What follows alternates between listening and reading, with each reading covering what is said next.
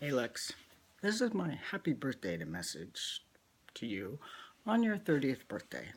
And I thought what I would do is tell you what I was doing 30 years ago.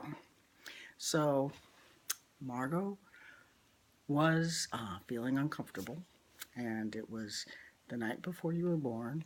And Kat, the helper with pregnancies, um, told us we should go to the hospital because Margot was at a certain amount of risk around blood pressure. So, I don't know, midnight or something, I don't remember, 11. We went to the hospital, and I was supposed to call Ronnie and Marcia, but we went to the hospital and we got settled into one of those, you know, mom rooms, and I stayed next to Margot, and we didn't have cell phones then, so there was no time to get away and make a phone call. So, all through the night, she had labor, and then late morning they moved her into the birthing room, which is kind of like an operations room, and so it was going to happen. It was going to happen. I still couldn't get away to call Marcia and Ronnie, so.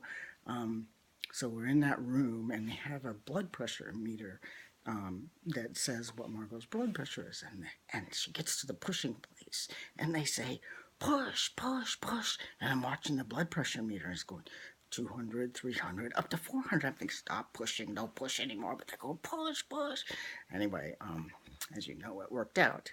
So then the doctor asked me if I wanted to cut the cord, and I said, yeah, sure. And so I cut the cord, and they wrapped you up, and Margot saw you, but then they gave me to you in my arms, and gave you to me in my arms, and so I'm holding you, and I'm looking at you, and I go, welcome, welcome to planet Earth, and I'm holding you, and I'm with you forever.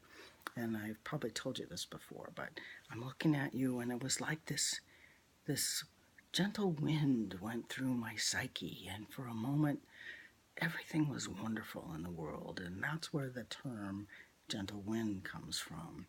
And then so Marcia and Ronnie had said, let's just go to the hospital because they were waiting to hear. And so, I'm holding you, and Margot's getting stitched up and drugged and stuff like that. So um, Ronnie and Marcia are there, and so I'm holding you in the hallway, and Ronnie says to me, are you going to let anybody else hold her? And I look at her and I say, when? And she goes, now.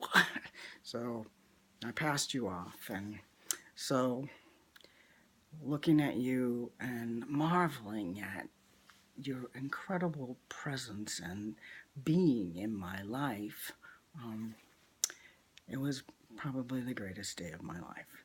So I wanted to tell you that, tell you I love you, and happy 30th birthday, and live long and prosper, and go forth.